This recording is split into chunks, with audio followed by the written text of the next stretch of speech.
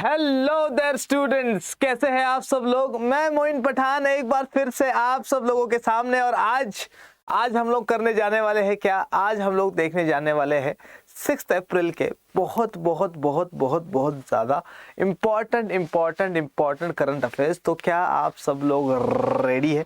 और अगर है आप सब लोग रेडी तो आइए करते हैं अपन स्टार्ट और देखते हैं आज हमारे पास 6 अप्रैल में क्या क्या इम्पोर्टेंट करंट अफेयर्स रहने वाले हैं। तो सबसे पहले आप सबका स्वागत करता हूं मैं CUET अड्डा 24/7 पर, जो कि आप लोगों के लिए लेकर आता है बहुत सारी न्यूज़, बहुत सारे करंट अफेयर्स, बहुत सारा GK, बहुत सारे नोटिफिकेशंस, बहुत सारे अपडेट, बहुत सारे शॉर्ट्स और बहुत सारा प्यार, जो कि सिर्फ और सिर्फ मोइन भैया या जीतू भैया आपके लिए लेकर आते हैं। तो क्या आप सब लोग रेडी है आज के करंट अफेयर्स करने के लिए? और रेडी है तो फटाफट से दिखाओ मुझे अपने क्या गंदे से अंगूठे, ताकि अपन देखिए आज क्या क्या है। एक बार फिर से आपका CUET अड्डा 24/7 पर बहुत स्वागत है। आइए करते हैं अपन स्टार्ट और देखते हैं कि हमारे पास क्या क्या चीज़ है। तो सबसे पहली चीज़ क्या बता रही है, सबसे पहले पूछ रहा है कि when is the national maritime day celebrated each year. तो हर साल नेशनल मैरीटाइम डे कब मनाया जाता है? National maritime day. तो नेशनल मैरीटाइम डे क्या होगा? नेशनल मैरीटाइम डे, मैरीटाइम मतलब समंदर से रिलेटेड है ना, मरीन, ठीक है। तो नेशनल मैरीटाइम डे या समंदर से रिलेटेड जो भी काम करते हैं हम लोग उसको मैरीटाइम बोलते हैं। तो मैरीटाइम डे हर साल कब मनाया जाता है? सिंपल सा क्वेश्चन है। प्रत्येक वर्ष राष्ट्रीय समुद्री दिवस कब मनाया जाता है? तो राष्ट्रीय समुद्री दिवस प्रत्येक वर्ष कब मनाया जाता है? फटाफट से आंसर दीजिए। ऑप्शन है हमारे पास 3 अप्रैल, 4 अप्रैल, 5 अप्रैल या 6 अप्रैल। तो जल्दी से धुर्राटे काटते हुए आंसर दीजिए और बताइए कि क्या आंसर रहने वाला है। अगर आप लोगों को लग रहा है कि सर इसका आंसर तो 100% किसी भी हालत में रहने वाला है 4 अप्रैल, तो आप लोग एकदम 100% क्या हो, रॉन्ग हो। और अगर आपको लग रहा है कि सर 6 अप्रैल, क्योंकि आज की करंट अफेयर्स आप लोग लेकर आए हो, तो आप लोग बिल्कुल क्या हो, रॉन्ग। ठीक है, तो आंसर इसका 3 अप्रैल भी नहीं है, इसका आंसर है 5 अप्रैल। तो 5 अप्रैल को हर साल क्या मनाया जाता है? 5 अप्रैल को हर साल मनाया जाता है national maritime day, national maritime day. इसके साथ साथ एक और चीज याद रखना, इंडिया जो है, इंडिया क्या सेलिब्रेट कर रहा है? इंडिया सेलिब्रेट कर रहा है क्या? मैरीटाइम वीक या नेशनल मैरीटाइम वीक सेलिब्रेट कर रहा है, ठीक है। और ये मैरीटाइम वीक स्टार्ट हुआ है कब से? 30 मार्च से स्टार्ट हुआ है। और ये 30 मार्च से लेकर कब तक चलने वाला है? 30 मार्च से लेकर ये चलेगा 5 अप्रैल तक, ठीक है। और 5 अप्रैल को ये खत्म हो गया, और 5 अप्रैल को ये हम लोग मनाते हैं क्या? National maritime day, national maritime day मनाते हैं हम लोग। इसके साथ साथ इंपॉर्टेंट चीज समझो कि ये जो नेशनल मैरीटाइम डे जो हम लोग 5 अप्रैल को मना रहे हैं, 5 अप्रैल को ही क्यों मनाते हैं? क्योंकि 5 अप्रैल को हम लोगों ने क्या करा था? सबसे पहली इंडिया की बनी हुई सबसे पहली स्टीमशिप, इंडिया की बनी हुई, इंडियाज फर्स्ट स्टीमशिप, ये वॉयज पे गई थी। वॉयज पे कहाँ गई थी? ये मुंबई से निकली थी, और मुंबई से ये जाएगी कहाँ तक? मुंबई टू लंदन, लंदन जाएगी, ठीक है। और ये कब की बात है? ये बात है 1919 की, है ना। वैसे इंडिया जो है ये सी में वॉयज वगैरह, सी में क्या कहते हैं इसको, ट्रेड वगैरह बहुत टाइम पीरियड से कर रहा है, टाइम इमेमोरियल से कर रहा है ना। टाइम इमेमोरियल मतलब क्या? मतलब कब से? हड़प्पा के ज़माने से, मेसोपोटामिया के ज़माने से। और उससे पहले भी अगर लोग रहते होंगे तो हो सकता है कि उससे पहले भी सी ट्रेड वगैरह बहुत कॉमन होता होगा। क्यों? क्योंकि हड़प्पा और मेसोपोटामिया में तो था ही, है ना। तो 1919 जब ब्रिटिशर्स के अंडर में थे हम लोग, तो तब इंडिया वालों ने अपनी पहली शिप बनाई थी, ठीक है। किसने बनाई थी, कैसे बनाई थी, वो आगे सारी की सारी इन्फॉर्मेशन है। लेकिन अभी के लिए क्या याद रखो कि इंडिया ने सबसे पहली स्टीम शिप अपनी बनाई थी 1919 में, और वो वॉयज करने के लिए, घूमने के लिए, फिरने के लिए समुद्र में चली जाती है, ठीक है। कब, कहाँ से कहाँ तक? मुंबई से लेकर लंदन तक 1919 में। और ये 5 अप्रैल वाले दिन होता है, और इसी वजह से 5 अप्रैल को हम लोग नेशनल मैरीटाइम डे मनाते हैं, ठीक है।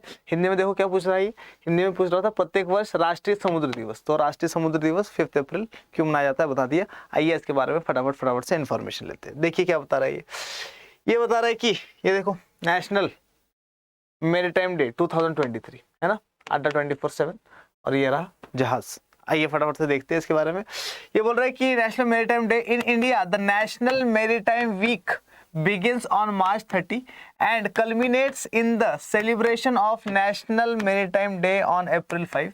तो ये क्या बोल रहा है कि नेशनल मेरीटाइम वीक मनाया जाता है 30 अप्रैल से लेकर 5 अप्रैल तक, ठीक है। और लास्ट में जो 5 अप्रैल होता है उसको नेशनल मेरीटाइम डे के नाम से जाना जाता है। आई क्या बोल रहा है, this year mark the 60th anniversary of the event, और ये बोल रहा है कि ये 60वां वर्ष है या 60th ईयर है जो हम लोग क्या कर रहे हैं, इसको मना रहे हैं। Which aims to recognise India significant contribution to the maritime industry and its history as a sea faring nation, ठीक है। तो ये क्या बोल रहा है कि इसका एम क्या है, क्यों मनाया जाता है इसको, ये बताने के लिए, ये रिकॉग्नाइज करने के लिए कि इंडिया जो है इसने अपने मेरीटाइम इंडस्ट्री में बहुत सारी चीज़ें कंट्रीब्यूट करी है ना। मेरीटाइम इंडस्ट्री में मतलब शिप्स बनाए हम लोगों ने, बहुत सारे बोट्स बनाए हम लोगों ने, बहुत सारे फ्रिगेट्स बनाए हम लोगों ने, बहुत सारे क्या कहते हैं सबमरीन्स बनाए। तो ये सब किससे रिलेटेड है, समंदर से रिलेटेड है ना, पानी से रिलेटेड है। और इसी वजह से अपनी कॉन्ट्रीब्यूशन को दिखाते हुए, इंडिया का कॉन्ट्रीब्यूशन दिखाते हुए मेरीटाइम इंडस्ट्री में हम लोग क्या करते हैं, ये वाला डे मनाते हैं। इसके साथ साथ इंडिया क्या होता था, इंडिया अपनी हिस्ट्री भी शेयर करता है और बोलता है कि टाइम इमेमोरियल से इंडिया जो है वो क्या है, एक सी फेयरिंग नेशन है, सी फेयरिंग नेशन, ठीक है। इसके साथ साथ क्या बोल रहा है, it is being observed since 1964। तो कब से स्टार्ट हुआ है इसको मनाना, तो 1964 से मनाना स्टार्ट हुआ है और ये इसका 60th ईयर है, 60वां साल है। National maritime day in India commemorates the maiden voyage of the first Indian steamship. अब जो मैं बता रहा था आप लोगों को एसएस लॉयल्टी के बारे में, एसएस लॉयल्टी का नाम नहीं लिया था, अभी बता रहा हूँ मैं आप लोगों को कि ये पहली इंडिया की क्या थी, स्टीमशिप थी, है ना। क्या बोल रहा है ये, national maritime day in India commemorates, मतलब 5 अप्रैल को ही ये स्टीमशिप जो है ये बन के तैयार हुई थी और पहली बार ये समंदर भी निकली थी मुंबई से लंदन तक। तो उसी के बारे में बता रहा है। National maritime day in India commemorates the maiden voyage of the first Indian steamship the SS Loyalty. और ये जो एसएस लॉयल्टी है ये इंडिया की पहली इंडियन स्टीमशिप थी of the Scindia steam navigation company limited. तो Scindia steam navigation company limited ने इसको बनाया था। ये कंपनी आज भी है, ठीक है, और one of the largest ship making company आज भी है। इन 1919 फ्रॉम मुंबई टू लंदन, ठीक है। तो ये सारी की सारी इन्फॉर्मेशन मिली हम लोगों को इसके बारे में। तो नेशनल मेरीटाइम डे के बारे में सब कुछ आप लोग जान गए होंगे। एक बार हिंदी में भी देख लेते कि हिंदी में क्या चीज़ है इसके बारे में। देखो ज़रा क्या बता रहा है। राष्ट्रीय समुद्री दिवस। भारत में राष्ट्रीय समुद्री सप्ताह 30 मार्च से शुरू होता है और 5 अप्रैल को राष्ट्रीय समुद्री दिवस के उत्सव में समाप्त होता है। इस वर्ष इस आयोजन की 60वीं वर्षगांठ है, जिसका उद्देश्य समुद्री उद्योग में भारत के महत्वपूर्ण योगदान और एक नाविक राष्ट्र के रूप में इसके इतिहास को मान्यता देना है। यह 1964 में मनाया जा रहा है, 1964 से मनाया जा रहा है। भारत में राष्ट्रीय समुद्री दिवस 1919 में मुंबई से लंदन तक Scindia steam navigation company limited की पहली भारतीय स्टीमशिप एसएस लॉयल्टी की पहली यात्रा की याद दिलाता है, ठीक है। एसएस लॉयल्टी याद रखना 1919। और ये क्या हो रहा है, नेशनल मेरीटाइम डे, और यहाँ पर दिखा दी है एक बड़ी सी शिप, ठीक है, ट्रेड वगैरह करती हुई। समझ में आ गया? समझ में आ गया है तो फटाफट से दिखाओ मुझे क्या अपने अंगूठे और बोलो कि सर आ गया समझ में। कोई दिक्कत नहीं है, पेपर में आता है तो हम लोग कर लेंगे एकदम 100% राइट।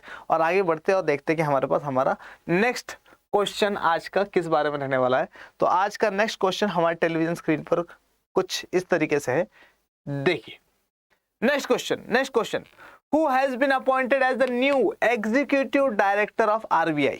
तो RBI का या रिजर्व बैंक ऑफ इंडिया का, रिजर्व बैंक ऑफ इंडिया का, RBI का रिसेंटली नया ईडी कौन बना? ईडी, नया ईडी कौन बना है ना, एग्जीक्यूटिव डायरेक्टर कौन बना नया, यही क्वेश्चन है हमारे पास। देखो हिंदी में क्या बोल रहा है, आरबीआई के नए कार्यकारी निदेशक के रूप में किसे नियुक्त किया गया है?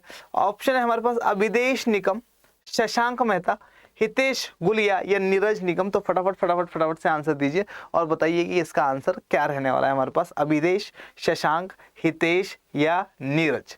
तो आप लोगों की जानकारी के लिए बता दूं कि अभिदेश जो है ये यहाँ पर लिखने की इंस्पिरेशन मुझे कहाँ से मिली, तो हमारे जो CUT का चैनल है इसके मैनेजर का नाम अभिदेश है, ठीक है, इस वजह से ये अभिदेश आता है, लेकिन ये आंसर नहीं है। और शशांक लिखने की कहाँ से हिम्मत मिली मुझे, तो शशांक सर हमारे मैथ्स वाले, ठीक है, तो वहां से इनको उठा लिया है। और हितेश गुलिया, ये हमारे एनडीए के चैनल के मैनेजर है, ठीक है, तो ये भी हटा दिया। आंसर इसका है क्या, नीरज निगम, नीरज निगम, ठीक है। इनके सरनेम ये नहीं है, ये मैंने अपने हिसाब से लगा दिए, ठीक है। तो नीरज निगम जो है इनको बना दिया गया है क्या, executive director, executive director of RBI. ये एग्जीक्यूटिव डायरेक्टर बनने से पहले क्या थे, तो ये काफी टाइम पीरियड से काम कर रहे हैं आरबीआई के लिए, लेकिन ईडी बनाने से पहले, एग्जीक्यूटिव डायरेक्टर बनाने से पहले he was the regional officer या he was the regional head या regional director at RBI Bhopal branch. तो आरबीआई के भोपाल ब्रांच में क्या थे, आरबीआई के भोपाल ब्रांच में ये थे क्या, आरबीआई के भोपाल ब्रांच में ये थे हेड या डायरेक्टर, रीजनल डायरेक्टर थे या रीजनल हेड थे। और अब क्या बना दिया गया इनको, एग्जीक्यूटिव डायरेक्टर बना दिया है रिजर्व बैंक ऑफ इंडिया को। रिजर्व बैंक ऑफ इंडिया के गवर्नर कौन है, हम सबको पता है कौन है, तो रिजर्व बैंक ऑफ इंडिया के गवर्नर जो है वो है शक्तिकांत दास, ठीक है। और रिजर्व बैंक ऑफ इंडिया के डिप्यूटी गवर्नर कौन कौन है ये आप लोग मुझे बताएंगे कमेंट सेक्शन में, ठीक है। डिप्यूटी गवर्नर कितने हैं और कौन कौन है, ये दोनों इंफॉर्मेशन आप लोग मुझे बताएंगे कमेंट सेक्शन में, ठीक है। यार समझ में आ गया, देखे जरा सा, देखो ये है रिजर्व बैंक ऑफ इंडिया। और नीरज निगम का जो है फोटो मैं आप लोगों के लिए नहीं लाया हूँ, क्यों, क्योंकि मुझे पूरे के पूरे इंटरनेट पे मिला ही नहीं इनका फोटो, ठीक है। जब आप फोटो मिला ही नहीं तो कहाँ से लाऊंगा मैं, ठीक है। तो रिजर्व बैंक ऑफ इंडिया का लोगो देख लो, ये देखो क्या है, ये बना दिया है क्या, इंडिया का शेर, ये बना दिया है दरख्त, और भारतीय रिजर्व बैंक ऑफ इंडिया, ठीक है। देखो क्या बोल रहा है, RBI appoints Neeraj Nigam as the executive director. तो आरबीआई ने क्या कर दिया, नीरज निगम को एग्जीक्यूटिव डायरेक्टर बना दिया, ऐसे बता रहा है। The Reserve Bank of India RBI announced that Neeraj Nigam has been appointed as the new executive director. तो नए एग्जीक्यूटिव डायरेक्टर या नया ईडी किसको बना दिया गया है, नीरज निगम को बना दिया गया है। Nigam was previously the regional director of the Bhopal office of the bank, ठीक है। तो आरबीआई का जो भोपाल ऑफिस था उसके क्या थे, रीजनल डायरेक्टर रह चुके, जैसे मैंने आपको पहले बताया था। आरबीआई का गवर्नर कौन है, तो आरबीआई का गवर्नर है शक्तिकांता दास, हमें पता है। और आरबीआई फाउंड कब हुई थी, ये इंपॉर्टेंट क्वेश्चन है, ये पेपर में आता है, स्टैटिक जीके वगैरह में ये क्वेश्चन जो है हमें बार बार देखने को मिलता है। तो आरबीआई जो है, आरबीआई तो इसको एस्टेब्लिश कब किया गया या फाउंड कब हुआ ये, तो 1 अप्रैल 1935 को फाउंड हुआ। और कहाँ पर फाउंड हुआ, कोलकाता में। तो दो क्वेश्चन बने हमारे पास, आरबीआई कब फाउंड हुआ, 1 अप्रैल 1935। आरबीआई क्या कब, मतलब कहाँ पर फाउंड किया गया था, कोलकाता में। इसी तरीके से सबसे पहला सुप्रीम कोर्ट कहाँ पर, कोलकाता में, 1774। आगे ना, समझ में आगे नहीं आया, कोई दिक्कत है क्या, हिंदी में देखे एक बार जल्दी से, हिंदी में देखते ताकि हिंदी वाले स्टूडेंट्स भी हमारे फायदा उठा सके। ये रिजर्व बैंक ऑफ इंडिया का ही क्या है, फोटो है ना, बंगाल टाइगर बना रखा है इस पे। देखो क्या बोल रहा है, आरबीआई ने नीरज निगम को कार्यकारी निदेशक नियुक्त किया। भारतीय रिजर्व बैंक आरबीआई ने घोषणा की कि नीरज निगम को नए कार्यकारी निदेशक ईडी के रूप में नियुक्त किया गया है। निगम पहले बैंक के भोपाल कार्यालय के क्षेत्रीय निदेशक थे। आरबीआई गवर्नर शक्तिकांत दास है और आरबीआई की स्थापना 1 अप्रैल 1935 में कोलकाता में हुई थी। और आप लोग मुझे बताएंगे कि डिप्यूटी गवर्नर कितने होते हैं और कौन कौन डिप्यूटी गवर्नर है शक्तिकांत दास के अंडर में आरबीआई के, ठीक है। यहाँ तक समझ में आ गया, समझ में आ गया है तो जल्दी से मुझे दिखाओ अपने क्या अंगूठे और बोलो कि सर ये वाला सब कुछ समझ में आ गया है, ये वाला क्वेश्चन पेपर में आता है तो आपकी कसम करके आएंगे हम लोग, ठीक है। बढ़े आगे, चलो नेक्स्ट क्वेश्चन देखते हैं हमारे टेलीविजन स्क्रीन पर क्या है। तो नेक्स्ट क्वेश्चन हमारे टेलीविजन स्क्रीन पर कुछ इस तरीके का है, देखो क्या बोल रहा है। Who recently one the 2023 Spain masters women's title. तो 2023 का स्पेन मास्टर्स विमेन टाइटल किसने जीता है, ये वाला क्वेश्चन है। और इंपॉर्टेंट चीज ये है कि ये क्या है, ये एक बैडमिंटन चैंपियनशिप थी। ये क्या थी, एक बैडमिंटन चैंपियनशिप थी, इंपॉर्टेंट, ठीक है। तो ये वाली चैंपियनशिप किसने जीती है, सिंपल सा क्वेश्चन है। ऑप्शन है हमारे पास, उससे पहले हिंदी में पढ़ते हैं। हाल ही में 2023 स्पेन मास्टर्स महिला खिताब किसने जीता है, ठीक है। तो ऑप्शन है हमारे पास ग्योर्गिया तंजंग, केंता निशिमोतो, पीवी सिंधु या कैरोलिना मरीन। तो फटाफट से आंसर दीजिए और बताइए कि क्या आंसर रहने वाला है इसका। अच्छा, इंपॉर्टेंट चीज बताता हूँ, इसमें से मेरी फेवरेट कौन है, माय पर्सनल फेवरेट, हुम आई लाइक द मोस्ट, है ना, तो मेरी फेवरेट है कैरोलिना मरीन, है ना, बहुत प्यारा खेलती है ये, है ना, बहुत अच्छे से। और पीवी सिंधु को इसने हराया था, अगर तुम लोगों को याद हो, ओलंपिक्स में, ठीक है। तो लास्ट मैच जो पीवी सिंधु सिल्वर मेडल लेकर आई थी इंडिया के लिए, तो इन्हीं की बदौलत थी, कैरोलिना मरीन की बदौलत। और इसने शायद ये वाला चैंपियनशिप, बताऊंगा। चलो अभी आंसर बताओ, क्या आंसर है, ए है, बी है, सी है, डी है। और आपको लग रहा है कि सर आप बहुत तारीफ कर रहे हो कैरोलिना मरीन की, तो यही आंसर होगा, तो बिल्कुल आप लोग 100% क्या हो, रॉन्ग हो। लेकिन इसका नाम काटूंगा नहीं मैं, बहुत प्यारी शख्सियत है ना, ठीक है। तो आप लोगों को लग रहा है सर इंडिया के बारे में करंट अफेयर्स हो रहे हैं, तो इंडियन में तो पीवी सिंधु ही आएगी ना, रॉन्ग, ठीक है, ये भी रॉन्ग था, ठीक है। बाद में बोलोगे सर इंडियन काट दिया, इसको नहीं काटा, ऐसा कुछ नहीं है भैया, ठीक है। दिल के मामले भी होते हैं कुछ। चलो केंता निशिमोतो या ग्योर्गिया तंजंग, तो फटाफट से आंसर बताइए, ए या बी, ए या बी, ए या बी। और अगर आप लोगों को लग रहा है कि सर आंसर एकदम 100% बी है, तो आप लोग बिल्कुल रॉन्ग हो, क्योंकि आंसर है इसका ग्योर्गिया तंजंग, ग्योर्गिया तंजंग। अब इंपॉर्टेंट चीज सुनो, क्या कि ग्योर्गिया तंजंग जो है, ये क्यों हटा रहे हो सर आप, ठीक है, इन दोनों ने जीता है क्या, नहीं, दोनों ने नहीं जीता, दोनों ने जीता तो है लेकिन अलग अलग। मतलब ये जो केंता निशिमोतो है, ये मेल है, और मेल सिंगल्स में या मेन सिंगल्स में इसने क्या जीता है, इसने ट्रॉफी जीती है, या इसने ये वाला चैंपियनशिप जीता है, या ये वाला टाइटल जीता है। कौन सा, 2023 स्पेन मास्टर्स मेन का टाइटल जीतने वाला बंदा है केंता निशिमोतो, ठीक है। दूसरी चीज, विमेन कैटेगरी में कौन जीता है, ग्योर्गिया, है ना। तो ग्योर्गिया तंजंग जो है ये विमेन कैटेगरी में जीती है, विमेन कैटेगरी में। और इसने हराया किसको है, तो इसने हराया है इसका वर्सेस था पीवी सिंधु, पीवी सिंधु के अगेंस्ट में इसका मैच था, और पीवी सिंधु क्या करती है, लूज कर जाती है। और ऐसे वैसे नहीं हराती भैया ये पीवी सिंधु को उठा के पटकती है, ये ऐसे हराती है। मतलब ये 8-21 से हराती है इसको, है ना, पीवी सिंधु। और अच्छा, और सबसे इंपॉर्टेंट बात, आज तक ग्योर्गिया पीवी सिंधु को हरा नहीं पाई थी, ठीक है। ग्योर्गिया और पीवी सिंधु के अगेंस्ट में जब मैच हुए, 8 मैचेस हुए इन दोनों के अगेंस्ट में, और इन 8 के 8 मैचेस में कौन जीता था, पीवी सिंधु जीती थी। लेकिन ये जो फाइनल मैच हुआ है स्पेन में, मैड्रिड में, ठीक है, तो इसमें क्या हुआ है, इसमें ये हार गई है, कौन, पीवी सिंधु, पहली बार हारी है इससे, और इतनी बुरी तरीके से हारी। तो ग्योर्गिया जीत गया इसमें, ग्योर्गिया तंजंग, जो कि इंडोनेशिया के रहने वाली है। तो इंडोनेशिया की नई कैपिटल मुझे बताना, कहाँ पर, कमेंट सेक्शन में। इसके साथ साथ मुझे बताना सुआ किसकी कैपिटल है, मुझे बताना। इसके साथ साथ मुझे बताना कि क्यूबा की कैपिटल क्या है, क्यूबा की। मुझे बताना कि वेनेजुएला का कैपिटल क्या है, वेनेजुएला, है ना। इसके साथ मुझे बताना कि आप लोग लिथुआनिया की कैपिटल बताना मुझे क्या है।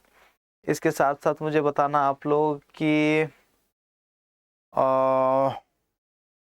और किसकी बताओगे तुम लोग,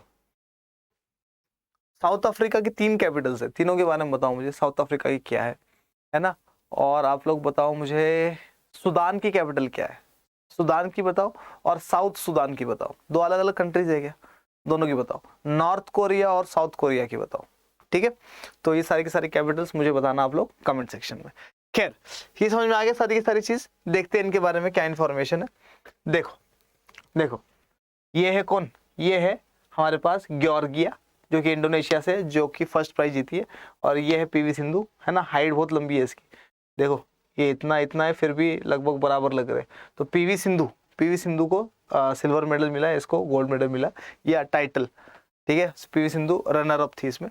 तो ये बोला कि Madrid Spain masters 2023 Gregoria Mariska Tunjung, an Indonesian badminton player emerged victorious in the women's singles category at the Madrid Spain masters 2023 finals. तो मैड्रिड स्पेन मास्टर्स 2023 के फाइनल्स में पीवी सिंधु को हरा दिया था किसने, ग्योर्गिया तंजंग ने, ठीक है। She defeated PV Sindhu from India, marking her first BWF world tour title, ठीक है। तो BWF क्या है, BWF है बैडमिंटन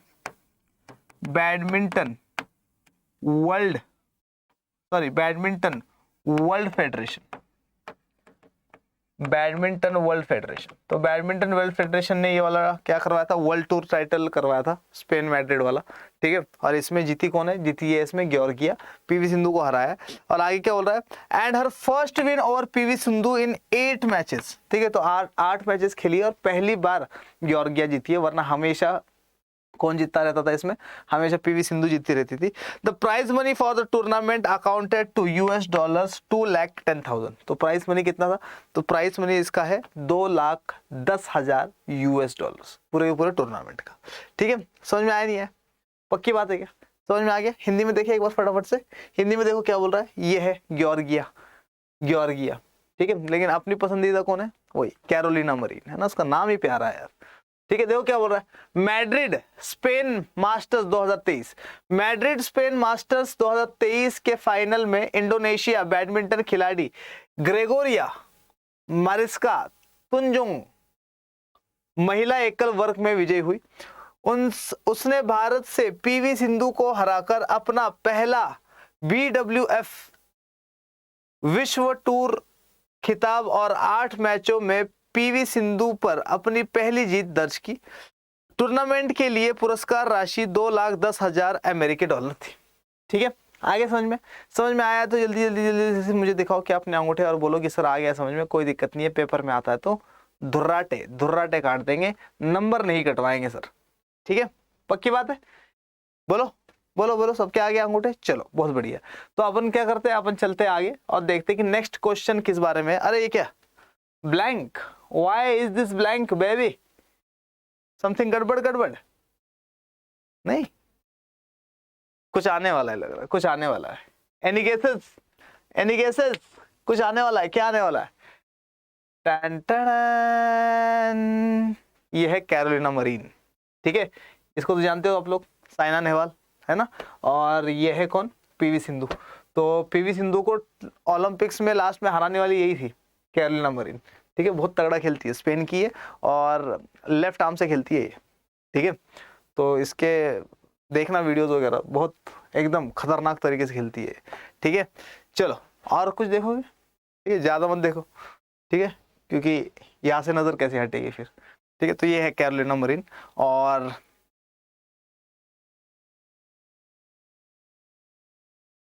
आगे बढ़ते हैं, देखते हैं आगे क्या है हमारे पास। आइए आइए आइए आइए, ठीक है, आंखें बहुत प्यारी है यार इसकी। चलो नेक्स्ट क्वेश्चन देखते हैं हमारे पास क्या है। तो नेक्स्ट क्वेश्चन हमारे टेलीविजन स्क्रीन पर कुछ इस तरीके का है, who recently became the 40th president of FICCI ladies organisation. तो FICCI लेडीज ऑर्गेनाइजेशन की हाल ही में 40th प्रेसिडेंट कौन बनी है, हाल ही में FICCI महिला संगठन की 40वीं अध्यक्ष कौन बनी है। तो फटाफट से बताइए। FICCI पता है हम लोगों को, सब लोगों को, क्या है, federation of Indian chambers of commerce and industries, है ना। तो FICCI की नई चेयरमैन कौन बनी है, ये पूछ रहा है ये। ऑप्शन है हमारे पास सुधा शिव कुमार, राधा भोइटे, अंजलि रघुवंशी या नियति रामेश्वरम। तो फटाफट से आंसर दो और बताओ कि कौन है इनमें से वो जो बनी है क्या, 40th प्रेसिडेंट ऑफ FLO।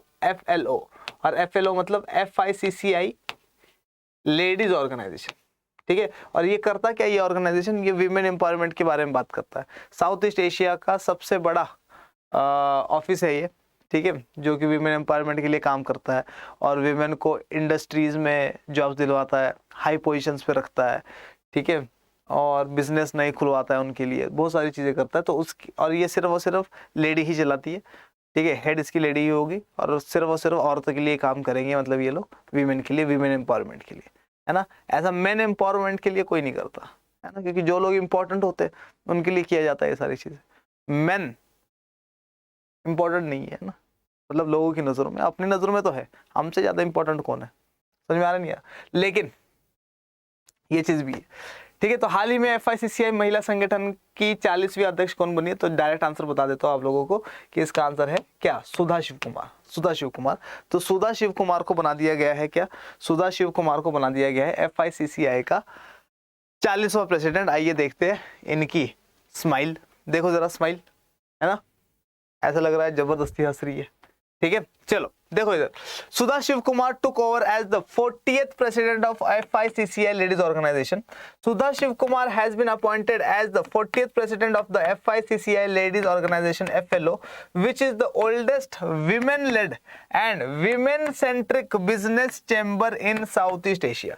तो ये क्या बोल रहा है, सुधा शिव कुमार को बना दिया गया है 40वां प्रेसिडेंट, किसका, FLO का, मतलब FICCI लेडीज ऑर्गेनाइजेशन का. FICCI की फुल फॉर्म मैंने आप लोगों को बता दी है, लेकिन फिर भी अगर आप लोगों को क्या है दिक्कत हो रही है FICCI के बारे में, तो गूगल पे जाइए और उसकी फुल फॉर्म ढूंढिए और कमेंट सेक्शन में लिखना, मैं चेक करके बता दूंगा सही है या गलत है ना. ठीक है, गूगल पे देखने के बाद बिना देखे लिखनी है, कॉपी पेस्ट नहीं करना है. ठीक है, तो ये क्या हो रहा है, which is the oldest women led and women centric business chamber in South East Asia. तो साउथ ईस्ट एशिया का सबसे बड़ा और सबसे पुराना क्या है ये, विमेन लेड, मतलब विमेन ही लीड करेगी इसको. विमेन सेंट्रिक मतलब सारी की सारी फोकस किस पे होगा, इसमें सिर्फ और सिर्फ औरतों पे फोकस होगा. Women centric business chamber in South East Asia. आगे क्या बोल रहा है, as the president of FLO, और FLO की प्रेसिडेंट की तरह ये क्या करेगी, तो ये बोला कि as the president of FLO Shiv Kumar, मतलब Sudha Shiv Kumar aims to focus on empowering women by promoting and enabling environment that fosters entrepreneurship. तो ये क्या करेगी, विमेन को प्रमोट करेगी, एम्पावर करेगी. कैसे एम्पावर करेगी, उनको कहेगी भैया बिजनेस स्टार्ट करो, बिजनेस स्टार्ट करो, एंटरप्रेन्योरशिप करने के लिए बोलेगी इनको, है ना. दैट फोस्टर्स एंटरप्रेन्योरशिप, ऐसा एनवायरनमेंट क्रिएट करेगी कि वो अपना बिजनेस वगैरह सेटअप कर सके, लेडीज या फीमेल्स. ठीक है, फिर क्या बोल रहा है, इंडस्ट्री पार्टिसिपेशन. इंडस्ट्री पार्टिसिपेशन है ना, उनको क्या करेगी, उनको कहेगी एम्प्लॉयमेंट वगैरह के लिए इंडस्ट्रीज में पार्टिसिपेट करो. ठीक है, and economic development for women, और विमेन के इकोनॉमिक डेवलपमेंट के लिए काम करेगी ये. ठीक है, कौन, सुधा शिव कुमार. ठीक है, हिंदी में देख लेते हैं फटाफट से. Sudha Shiv Kumar, investment banker Sudha Shiv Kumar is now the president of FICCI women's wing. ठीक है, देखो क्या बोल रहा है, सुधा शिव कुमार को फिक्की मतलब FICCI महिला संगठन FLO के 40वें अध्यक्ष के रूप में नियुक्त किया गया है, जो दक्षिण पूर्व एशिया में सबसे पुराना महिला नेतृत्व वाला और महिला केंद्रित व्यवसाय कक्ष है. FLO के अध्यक्ष के रूप में शिव कुमार का उद्देश्य महिलाओं के लिए उद्यमशीलता, उद्योग की भागीदारी और आर्थिक विकास को बढ़ावा देने वाले सक्षम वातावरण को बढ़ावा देकर महिलाओं को सशक्त बनाने पर ध्यान केंद्रित करना है. ठीक है, आगे समझ में आया है तो फटाफट से दिखाओ मुझे अपने अंगूठे गंदे से मेले से, और अपन देखते हैं कि नेक्स्ट क्वेश्चन हमारे टेलीविजन स्क्रीन पर क्या है. ये वाला समझ में आ गया है तो बताओ, और अगर किसी भी चीज़ की कोई भी मतलब किसी भी चीज़ का डाउट हो तो वीडियो के नीचे जो कमेंट सेक्शन है उसमें ज़रूर लिख दिया करो. ठीक है, और जीके वाला वीडियो 4 बजे आ चुका होगा, वो देख लिया गया आप लोगों ने, नहीं देखा है तो जाके देख लेना. उसमें मैंने बचे हुए फेस्टिवल्स वगैरह करवाए, और कल फेस्टिवल्स का लास्ट वीडियो आएगा. ठीक है, चलो आगे बढ़े, आगे देखते हैं हमारे पास क्या है. नेक्स्ट क्वेश्चन हमारे टेलीविजन स्क्रीन पर कुछ इस तरीके का है. Who among the following became the first woman to go around the moon. तो मून के अराउंड जाने वाली पहली महिला कौन बन रही है, तो इसके बारे में क्वेश्चन पूछ रहा है. निम्नलिखित में से मून पर जाने वाली नहीं, तो मून पर तो वैसे कल्पना चावला जा चुकी है ना, सुनीता विलियम्स जा चुकी है, लेकिन ये बोल रहा है क्या, मून के अराउंड में घूमने वाली. ठीक है, मून के अराउंड में घूमेगी ये लड़की, और क्या करेगी, पूरी की पूरी इंफॉर्मेशन लेगी अबाउट द मून, और स्पेस में कैसे रहते हैं उसके बारे में इंफॉर्मेशन देगी. तो क्या बोल रहा है, निम्नलिखित में से कौन चंद्रमा के चारों ओर जाने वाली पहली महिला बनी. ठीक है, तो ऑप्शन है हमारे पास अल्मेंडा Thomas, Christina Koch, Noorain Abdullah या स्वाति नारायण मिश्रा. तो फटाफट से आंसर दो. तो अगर आप लोगों के दिमाग में आ रहा है स्वाति नारायण मिश्रा, तो सबसे पहली चीज याद रखो कि ये एक नासा का मिशन है. किसका मिशन है, नासा का मिशन. मतलब स्वाति नारायण मिश्रा तो इंडियन लग रही है, ये तो नहीं है. ठीक है, और अगर ऐसी कोई इंडियन होती, तो ये मैंने खुद बनाया, इन्वेंशन है मेरा ये. ठीक है, ऐसे कोई इंडियन होती तो न्यूज़ में होती, तो हम लोगों को पता नहीं है. तो इस तरीके से एलिमिनेशन चलता है. ठीक है, अच्छा दूसरी चीज़ क्या, अल्मेंडा थॉमस मैंने खुद बनाया, नूरैन अब्दुल्ला मैंने खुद बनाया. आंसर इसका है क्रिस्टीना कोच. तो क्रिस्टीना कोच वो लड़की है जो फर्स्ट लड़की बन रही है, और जो क्या करेगी, स्पेस में जाएगी और क्या करेगी, मून के आसपास घूमती रहेगी बहुत टाइम तक. बहुत टाइम तक, मतलब 1 महीना, 2 महीना, 4 महीना, 6 महीना, साल, 2 साल तक। किस लिए? वहाँ पे रिसर्च करने के लिए जा रही है। और ये अकेले नहीं जा रही है, ये 4 जने जा रहे हैं, जिसमें से 3 लड़के हैं और एक ये लड़की है जिसका नाम है कृष्णा कोच। और हल्की फुल्की नहीं है ये, इन चारों जनों में चीफ बन के जा रही है। समझ में आ रहा है नहीं आ रहा? और इंजीनियर है, प्लस एक्सपीरियंस है इसको स्पेस का, क्योंकि इंटरनेशनल स्पेस स्टेशन जाती रहती है, ठीक है, बार बार। प्लस इसके साथ साथ एक बार लेडी क्रू गया था, कहाँ पर? इंटरनेशनल स्पेस स्टेशन में सिर्फ लेडीज को भेजा गया था, और उन लेडीज में भी क्रिस्टीना कोच जो है वन ऑफ द लेडी थी, ठीक है। तो आइए इसके बारे में इंफॉर्मेशन लेते हैं फटाफट से। देखो क्या बता रहा है ये है क्रिस्टीना कोच, है ना, क्रिस्टीना कोच।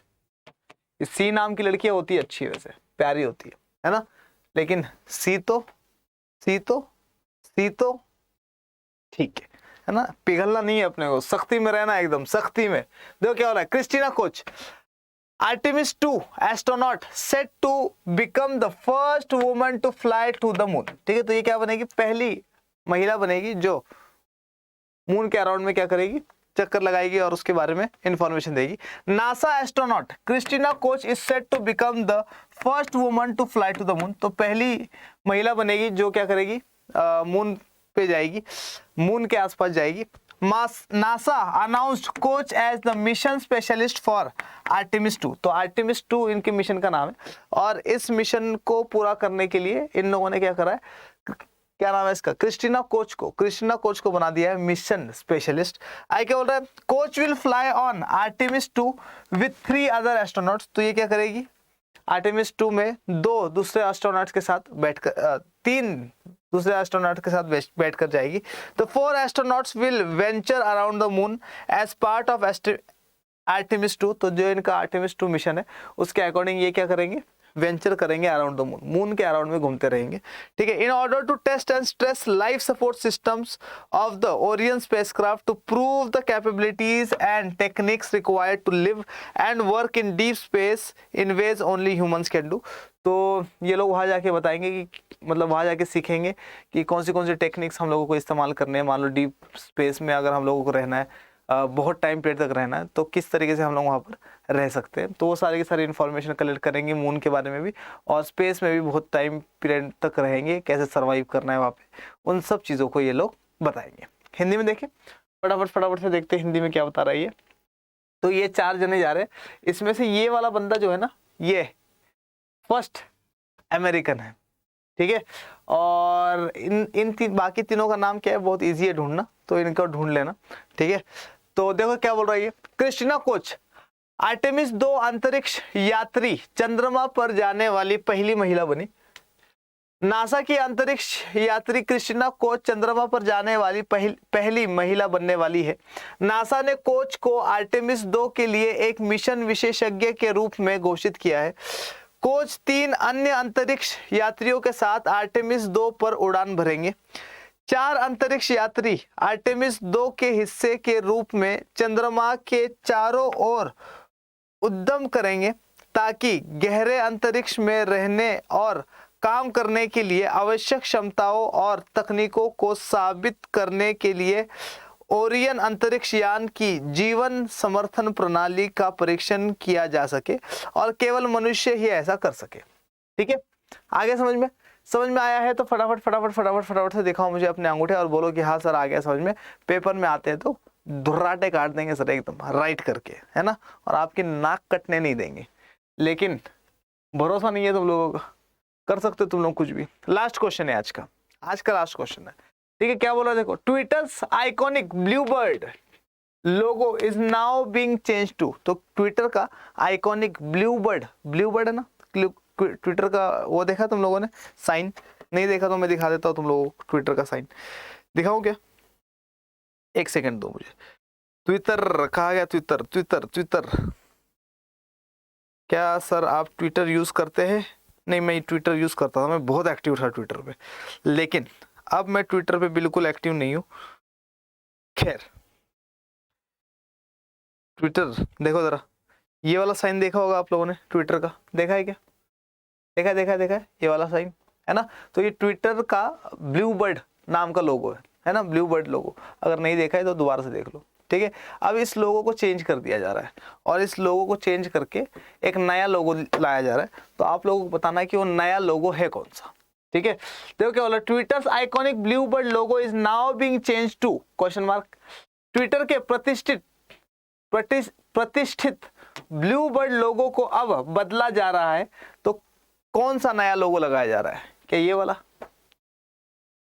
ठीक है, या ये वाला, ठीक है, बांगड़ बिल्ला, ठीक है, या ये वाला, या फिर ये वाला, ठीक है। आंसर इन चारों में ही है। तो फटाफट से बताइए कि आंसर क्या है। क्या इसका आंसर ए है, या इसका आंसर है बी, या इसका आंसर है क्या सी, या इसका आंसर है क्या डी? तो फटाफट से आंसर बताइए और बताइए कि इसका आंसर क्या रहने वाला है। अगर आप लोगों को लग रहा है कि सर ऑफ कोर्स ट्विटर एक सोशल मीडिया प्लेटफॉर्म है तो इंसानों में से ही कुछ होगा, तो ये होना चाहिए, तो ये बिल्कुल इसका आंसर नहीं है। तो बांगड़ बिल्ला रॉन्ग, ठीक है। सब लोग सोच के ही लिखते हैं इसके ऊपर, ट्विटर के ऊपर, है ना। तो हो सकता है ये आंसर हो, ये भी रॉन्ग आंसर है। तो आंसर इसका क्या है? दिस डॉगी, ठीक है। ये जो इमोजी है या ये जो मीम है इसको बोला जाता है डॉजी मीम या डॉजी मीम बोला जाता है इसको। डॉगे भी बोलते हैं कई लोग, तो ये डॉजे मीम है ना। डॉज मीम भी बोलते हैं कई जन। तो डॉजे मीम इसको कहा जाता है, इस डॉगी वाले को, ठीक है। और क्यों ऐसा किया जा रहा है? क्योंकि एक क्रिप्टो करेंसी है। क्रिप्टो करेंसी समझते हो?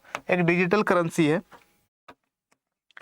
क्रिप्टो करेंसी है या एक डिजिटल करेंसी है जिसको हम लोग कहते हैं डॉजे करेंसी। एक नई करेंसी आई है, जैसे बिटकॉइन वगैरह है वैसे ही।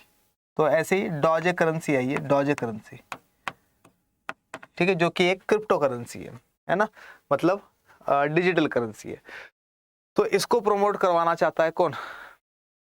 एलॉन मस्क, जो कि ट्विटर का मालिक है, जिसने 44 बिलियन डॉलर्स में ट्विटर को खरीदा था पिछले साल अक्टूबर में 2022 में। तो एलॉन मस्क ने क्या करा है? एलॉन मस्क ने इसी वजह से डॉजे करेंसी जो है इसको प्रमोट करने के लिए ट्विटर का साइन चेंज कर दिया और ट्विटर को क्या बना दिया? डॉगी बना दिया, ठीक है। और ये डॉगी क्या है? ये डॉगी जो है ये जापानीज डॉगी है, ठीक है। और इसके ब्रीड का नाम क्या है? शिबू इने इसके ब्रीड का नाम है। तो ये वाला क्वेश्चन पेपर में आ सकता है शिबू इने के बारे में, ठीक है। आइए इसके बारे में देखते हैं। तो ट्विटर ऐसे से ऐसे होने वाला है, ठीक है। लेकिन ये जो है ऐप के ऊपर तो यही रहेगा, ठीक है, लेकिन वेबसाइट के ऊपर आपको ये वाला लोगो देखने को मिलने वाला है, ठीक है। देखो क्या बोल रहा है, Twitter's iconic blue bird logo is now to be replaced with the doge meme the classic. इसको मेमे मत पढ़ लेना यार, मीम होता है ये, मेमे, ठीक है। देखो क्या बोल रहा है, the classic blue bird logo of the social media giant Twitter has been replaced with the doge meme which is also the logo of the Dogecoin cryptocurrency। तो Dogecoin cryptocurrency जो है उसका लोगो भी क्या है? उसका लोगो भी यही है, ठीक है। और इसी वजह से इसको प्रमोट करने के लिए ही किसने? एलोन मस्क ने खुद ट्वीट करके कहा कि भैया हम लोग क्या कर रहे हैं, इसको चेंज कर रहे हैं, और चेंज हो भी गया होगा, ठीक है, चेक कर लेना। द डॉजे मीम, लेकिन ऐप के ऊपर चेंज नहीं होगा। कहाँ पर चेंज होगा? वेबसाइट पे। The doge meme has the face of Shiba Inu, ठीक है। तो शिबा इनू का क्या है? इसका फेस है। और शिबा इनू क्या है? शिबा इनू एक जापानीज ब्रीड ऑफ डॉग है, जापानीज ब्रीड है। किसकी? कुत्ते की, ब्रीड ऑफ डॉग, ठीक है, Shiba Inu. Twitter CEO Elon Musk, who took control of the social media giant in October 2022 under the $44 billion deal, confirmed the change in logo from Bluebird to Doge via his Twitter account। तो इसने Twitter account पे tweet करके बता दिया कि मैं क्या कर रहा हूँ, इसका लोगो चेंज कर रहा हूँ, ठीक है, डॉजे लगा रहा हूँ मैं इसका क्या लोगो। और इसके साथ साथ क्या बोला इसने क्या करा है? इसने 44 बिलियन डॉलर में 2022 में क्या करा है? खरीदा है। किसको? ट्विटर को, जो कि बहुत बढ़िया या बहुत बड़ा सोशल मीडिया जायंट है, ऐसे बता रहा है वो। The change will be only visible on the web version of Twitter and not of the Twitter app. तो ट्विटर ऐप के ऊपर चेंज नहीं दिखेगा, लेकिन वेब वर्जन जो है इसका है ना, जो डायरेक्ट अपन गूगल से खोलते, उस पर क्या करेगा, उसके ऊपर आप लोगों को इसका चेंज देखने को मिलेगा। ठीक है, हिंदी में देखते हैं एक बार फटाफट से। ये है वो क्या, डॉजेकॉइन। लेकिन ये फिजिकल, मतलब ये सिर्फ रिप्रेजेंटेशन है। ठीक है, वैसे ऐसे क्रिप्टो करेंसी जो है वो डिजिटल कॉइन है, वो दिखती नहीं है। लेकिन डॉजेकॉइन को ऐसे प्रमोट किया जाता है, और ये बंदा इसको और ज़्यादा प्रमोट कर रहा है, एलोन मस्क। ठीक है, और हाल ही में एलोन मस्क जो है वो ट्विटर पे सबसे ज़्यादा फॉलोड बंदा भी हो गया। ठीक है, तो ये भी याद रखना, who is the person who became the most followed person on Twitter, तो एलोन मस्क आंसर है। तो क्या बोला, ट्विटर का आइकॉनिक ब्लू बर्ड लोगो अब डॉगे या डॉजे मीम से बदला जाएगा। सोशल मीडिया की दिग्गज कंपनी ट्विटर के क्लासिक ब्लू बर्ड लोगो को डॉजे मीम से बदल दिया गया है, जो कि डॉग कॉइन क्रिप्टो करेंसी का लोगो भी है। डॉगे मीम में शिबा इनू का चेहरा है। ट्विटर के सीईओ एलोन मस्क, जिन्होंने अक्टूबर 2022 में $44 बिलियन के सौदे के तहत सोशल मीडिया दिग्गज का नियंत्रण अपने हाथों में ले लिया था, इन्होंने अपने ट्विटर अकाउंट के माध्यम से लोगों को ब्लू बर्ड से डॉजे में बदलने की पुष्टि की है। परिवर्तन केवल ट्विटर के वेब संस्करण पर दिखाई देगा, न कि ट्विटर ऐप पर। ठीक है, आगे समझ में आया है तो फटाफट से क्या करो, अपने अंगूठे दिखाओ और बोलो कि हाँ सर आ गया समझ में, एकदम बढ़िया तरीके से। कुछ बचा है क्या? कुछ नहीं बचा, अपने पास सारी की सारी चीजें हो गई है ओवर। अच्छा, जाने से पहले कुछ चीजें सुन के जाओ, जैसे कि प्रतिज्ञा बैच स्टार्ट हो गया, बिल्कुल स्टार्ट हो गया, बढ़िया चल रहा है, बहुत बढ़िया चल रहा है। कितने बच्चे हैं? अंधे इतने बच्चे एनरोल कर चुके, कि क्या ही बताएं, है ना। अब नंबर्स में क्या बताऊं, ठीक है, क्योंकि मैं पॉलिटिकल साइंस पे लगभग 200 बच्चे पढ़ा रहा हूँ।